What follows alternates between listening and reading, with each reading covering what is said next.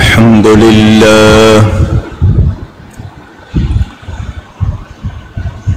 الحمد لله رب العالمين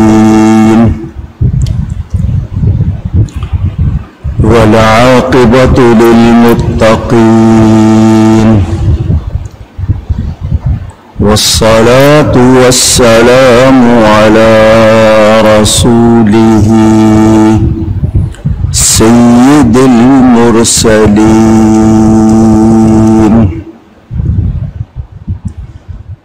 خاتم النبيين شفيع المذنبين رحمة للعالمين سيدنا ومولانا محمد رسول رب العالمين وعلى آله وصحبه أجمعين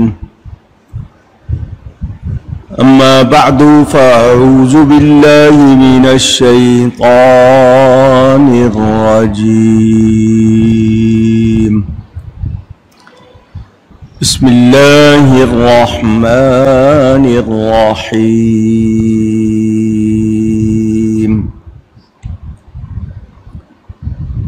قل الحمد لله وسلام على عباده الذين اصطفى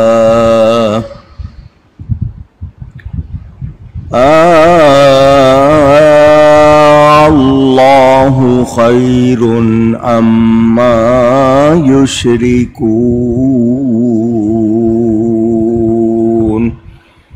صدق الله العلي العظيم۔ محبت کے ساتھ ایک مرتبہ دروشی پڑھ لیجئے۔ اللهم صل على سيدنا ومولانا محمد معدن الجود والكرم وآله وصحبه وبارك وسلم۔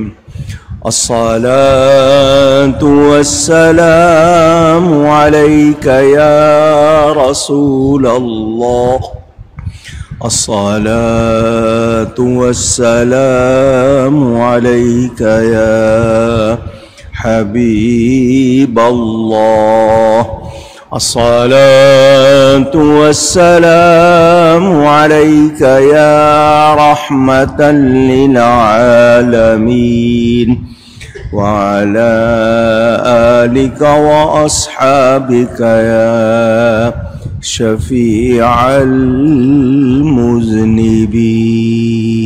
المذنبين۔ حمد و صلاۃ کے بعد قرآن کریم کی مسلسل تفسیر میں سورۃ النمل کا بیان آپ سن رہے ہیں۔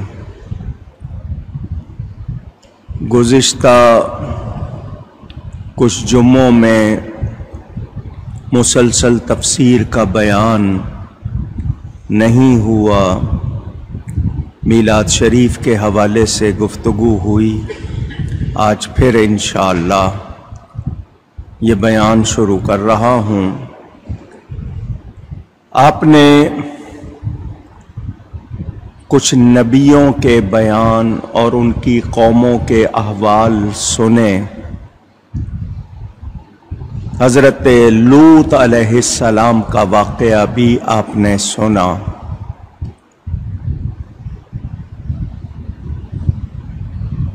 19واں پارہ قرآن کریم کا اس آیت پر، آیت نمبر 59 پر پورا ہو رہا ہے اور 20واں پارہ شروع ہوگا۔ میں نے آپ کے سامنے جو باتیں کیں آپ کے ذہنوں میں ہوں گی۔ اگلا بیان اللہ تعالی مجھے حق بیان کرنے ہم سب کو حق سن کر اس کو قبول کرنے، اس پر عمل کرنے اور اس پر قائم رہنے کی توفیق عطا فرمائے۔ اللہ تعالیٰ ارشاد فرماتا ہے، اے میرے حبیب آپ فرما دیجئے سب خوبیاں، تمام تعریفیں اللہ کو، اللہ کے لیے، اور سلام اس کے چنے ہوئے بندوں پر۔ کیا اللہ بہتر ہے یا لوگوں کے بنائے ہوئے وہ شریک جو خود ان کے بنائے ہوئے ہیں وہ؟ اس میں دو تین باتیں آپ کے سامنے عرض کرنی ہیں۔ پہلی بات، لوط علیہ السلام کی بیوی کے بارے میں آپ سن چکے کہ وہ کافروں کی حمایت کرتی تھی، ان کے ساتھ تھی، تو اللہ نے اس کو نہیں نکالا، باقی ان کے گھر والوں کو نجات دی۔ یہاں سے جو بات مفسرین نے بیان کی کہ گھر والے، بیوی اور بچے خاص طور پر، ان کو ایمان میں درست ہونا چاہیے۔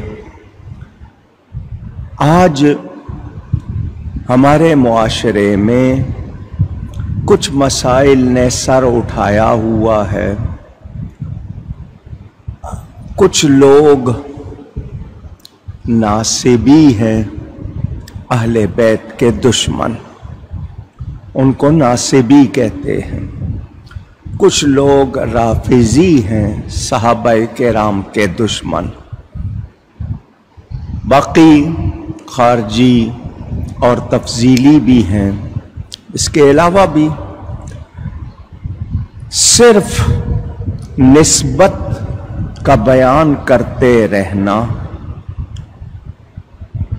کچھ لوگوں کا شیوا ہے۔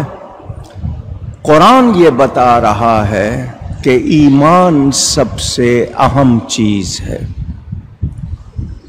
ایمانی حالت درست ہونی چاہیے، عقیدے صحیح ہونے چاہیے۔ اگر عقیدے صحیح نہیں ہیں تو صرف نسبت کا بیان کافی نہیں۔ اگر کوئی آج سادات کہلانے والے ہیں، سید کہلاتے ہیں، اولاد رسول کہلاتے ہیں، آل نبی کہلاتے ہیں، ان کو اپنے عقیدے درست رکھنا زیادہ ضروری ہے۔ صرف اہل بیت ہونا ہی کافی نہیں، عقیدے بھی درست رکھنا ضروری ہے، کیونکہ مدار نجات ایمان ہے۔ اگر عقیدے صحیح نہیں ہوں گے تو پھر معاملہ درست نہیں ہوگا۔ آپ نے یہ سنا۔ دوسری بات یہ کہ اللہ کے چنے ہوئے بندوں پر، صحابہ کو کس نے چنا؟ اللہ تعالیٰ نے چنا۔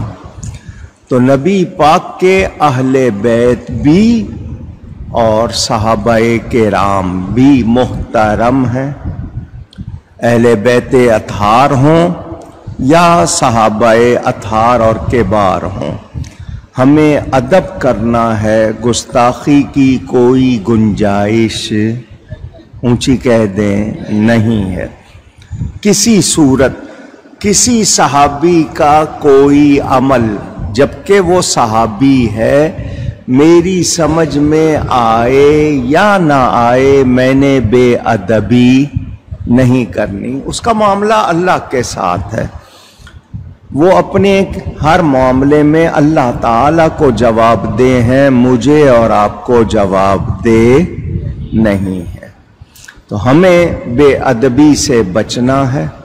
صحابہ کرام وہ بھی محترم ہیں، اہل بیت اطہار وہ بھی محترم، چونکہ نبی پاک صلی اللہ علیہ وسلم کے ساتھی ہیں، پیارے ہیں، ان کے صحابہ ہیں تو نسبت رسول کی وجہ سے ہم نے ان کا احترام کرنا ہے، اور جب نبی پاک صلی اللہ علیہ وسلم کے ارشادات ہمارے سامنے موجود ہیں تو ہمیں گستاخی سے، بے ادبی سے، گستاخوں سے، بے ادبوں سے دور رہنا ہے۔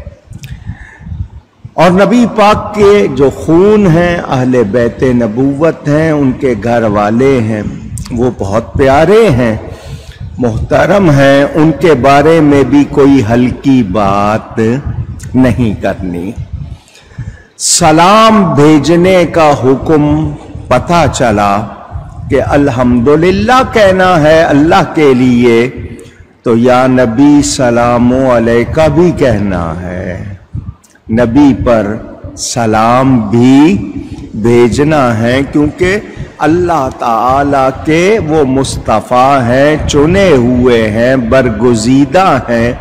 تو جو لوگ سلام کے بارے میں کسی شک میں ہیں وہ سن لیں کہ قرآن نے فرما دیا ہے، تو اب جو اللہ کے پیارے ہیں ان پر سلام بھی بھیجنا ہے۔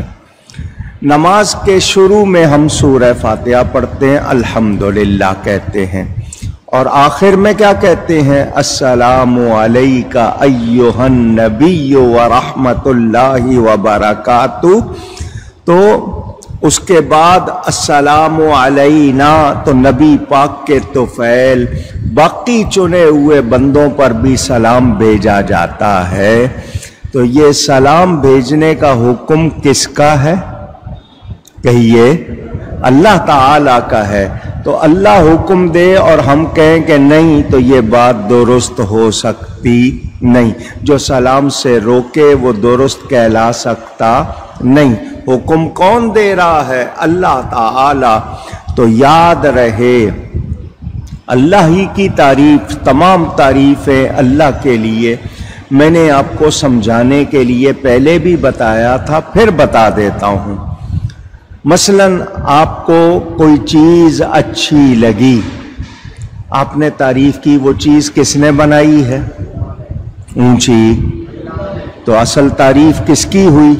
اللہ کی ہوئی۔ آپ کی کوئی آواز کو اچھا کہے کہ تمہاری آواز بہت اچھی ہے، آپ اس کو آگے سے کہہ دیتے ہیں شکریہ، تو وہ اس نے آپ کی تعریف نہیں کی ہے، حقیقت میں بنانے والے کی تعریف کی ہے، کیونکہ آواز کس نے دی ہے آپ کو؟ اللہ تعالیٰ نے۔ کسی کی شکل اچھی، کسی کی کوئی اور بات اچھی، تو جو منعم ہے، عطا کرنے والا ہے، انعام دینے والا ہے، وہ اللہ تعالیٰ ہے۔ تو حقیقی تعریف کس کے لیے ہے؟ اللہ کی۔ ہاں، آپ لوگوں کی بنائی ہوئی چیزوں کی تعریف کرتے ہیں تو لوگوں کو بنانے کی صلاحیت، عقل، تمیز کس نے دی ہے؟ اللہ نے دی ہے۔ تو تمام تعریفیں اللہ کے لیے، یہ ساری کائنات اللہ نے بنائی۔ آج سائنس نے بہت سی چیزیں بنا لی، تو یہ سائنس جو بنانے والے ہیں ان کو عقل کس نے دی ہے؟ ایبیلٹی، ان کے اندر جو صلاحیت ہے وہ رب تعالیٰ کی دی ہوئی ہے۔ تو یاد رہے ہر تعریف کس کے لیے؟ اللہ کے لیے، اور سلام اللہ کے پیاروں کے لیے، جن کو اللہ نے منتخب فرمایا، چن لیا، ان کے لیے سلام۔